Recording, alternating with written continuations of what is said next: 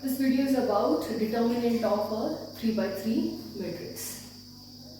So here I have a 3 by 3 matrix. Let me introduce to this figure. This is our normal Cartesian coordinates where this is the 1 unit, this is the 1 unit of the x-axis, and this is the here, this is the 1 unit of the z-axis, and this is the 1 unit of the y-axis, and here we have a 1 unit area, cubical area formed by 1 units of each of the axis. Okay, so this this Cartesian system is represented by the matrix 1 0 0 0 1 0 0 0 1. Now here what are we talking about? We are talking about transformation of a matrix from this matrix to this one.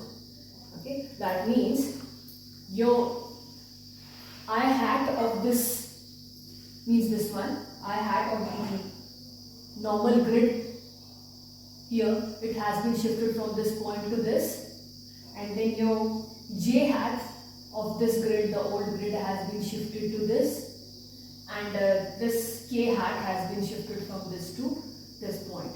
So now this is your new I hat, new j hat, and new k hat.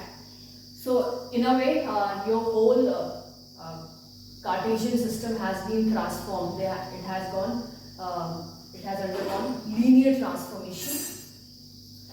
So this 1 unit will also take this shape here. Okay. So determinant of this matrix is the area of this 1 unit formed by the system, which is actually equals to 1, and determinant of this matrix means the area of 1 unit means the area of the shape formed by 1 unit of this new I hat, j hat, and k hat, which is actually a paralleloid. We call it paralleloid.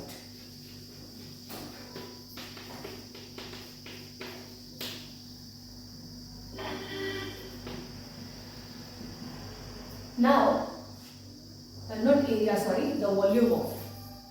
Determinant of this is the volume of this, and determinant of this matrix of linear transformation in 3 dimensions is actually the volume of this paralleloid. Now here, how to find out the determinant of this, or we can say the volume of this. The root is from volume of this. So let's go visually. Here, volume of any 3D shape is base area times height. Means how many times base is repeating itself, that gives you the volume. So here we will first find out the base area, and base here is a parallelogram, and then we can multiply this base by height, which will give us the volume of this paralleloid. That's why I have traced out this base here. Okay. Now I'm just calling this, for the sake of convenience, I'm representing this because obviously this is a vector. Okay, so I'm just representing this by A. Okay, and yes, A means xi plus y1j plus z1k. Okay, because after transformation, its I hat has j component also and the k component also, no, y component also and z component also. And similarly, we have B is equals to this and C is equals to this. Okay. Now, how to find out the area of this? Okay. We know the area of a parallelogram is base into corresponding height. Okay. We are taking this A as the base. So what's the height? So height is this much. Okay. And how to calculate this? We can say if theta is the angle between the vectors A and B, okay, then we can say this is actually equals to the sine component of this. No, we can apply our trigonometry here. So this perpendicular over hypotenuse is equals to sine theta. Okay, perpendicular over hypotenuse is equals to sine theta, which implies perpendicular is h sine theta. And what is h here? Actually the magnitude of vector b. Okay, so this height is actually equals to b sine theta. So we can say the base is magnitude of vector a, okay, and corresponding height is actually b sine theta. And if you remember, when we multiply a vector by a sine component of the other vector, we actually call this the cross product of two vectors.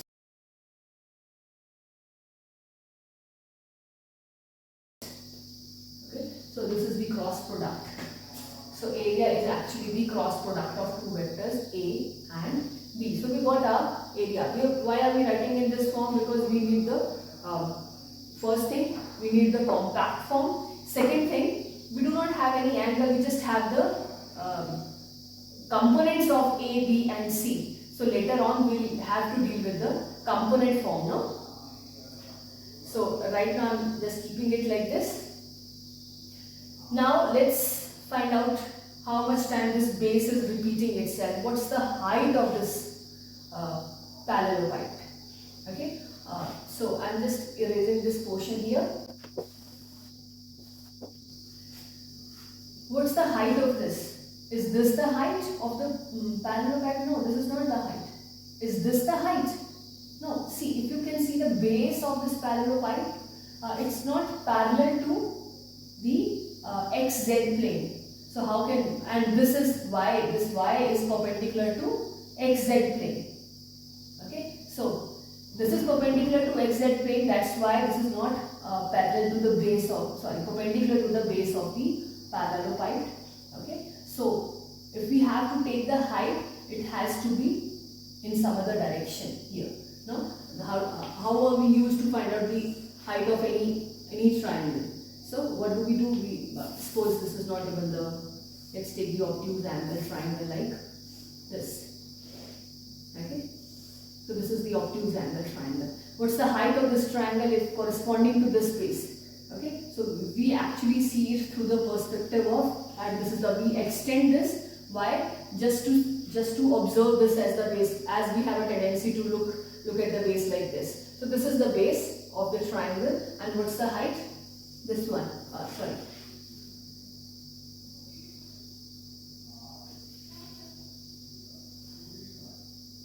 somewhat like this, no? Somewhat like this. Okay, so in the similar way, we have to find the height of this. Okay, so the height of this is gonna be the perpendicular to this green and orange line here, so somewhat like this. Okay, or maybe some. So got to know, so the only idea is this is not the height and this is not the height of the parallelepiped. It is perpendicular to this base.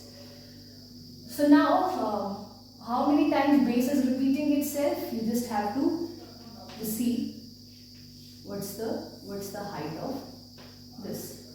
Okay, from here you have to draw basically a perpendicular. So this will be the height of the parallelepiped. Okay, now this is going to be the height. Now our thing is volume is actually equals to base area into height. What is your base area? Your base area is A cross B. No? A cross B. And what is height? Height is this. How to calculate this? See, we have information about A, B and C. We do not have any information about H. Okay. So now let's take this is the angle between H and C.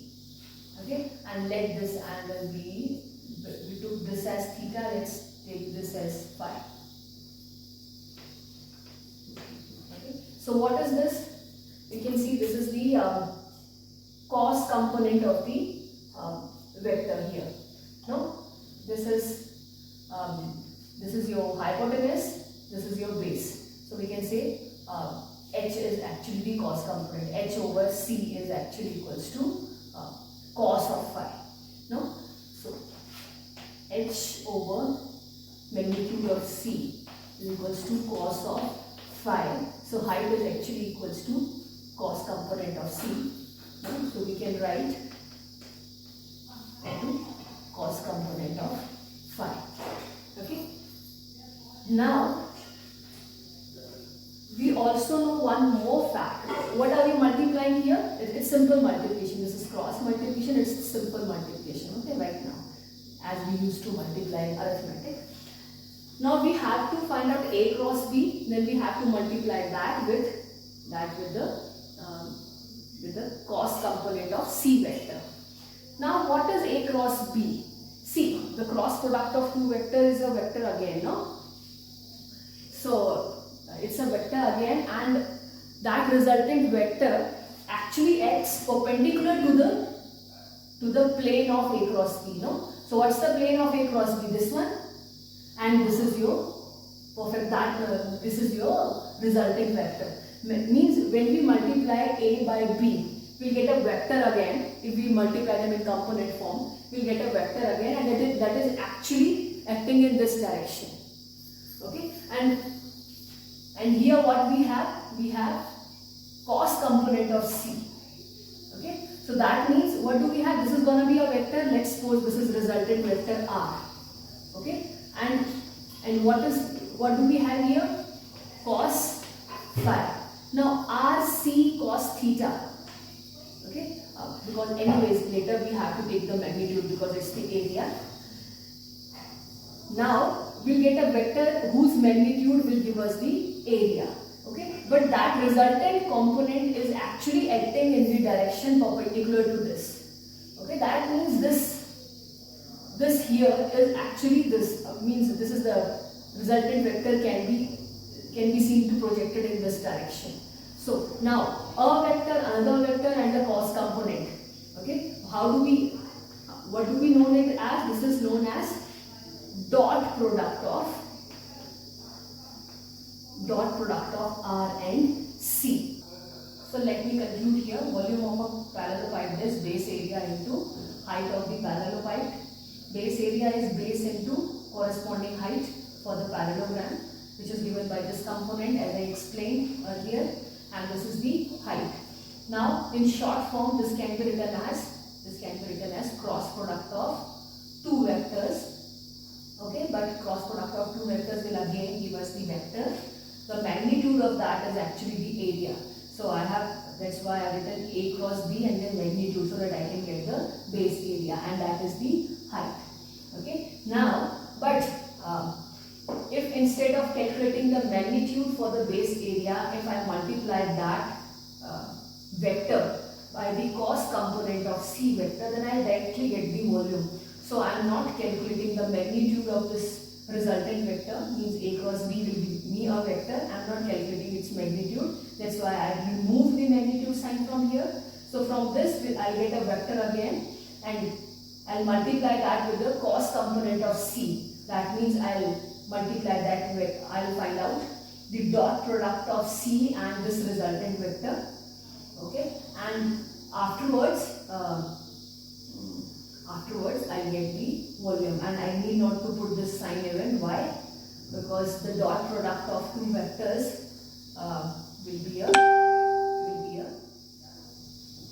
won't be a vector again. I'll get a magnitude in the end.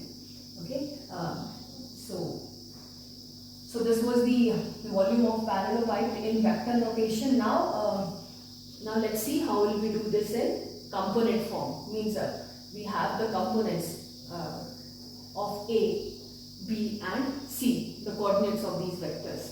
Okay, let's see how will we do that in component form.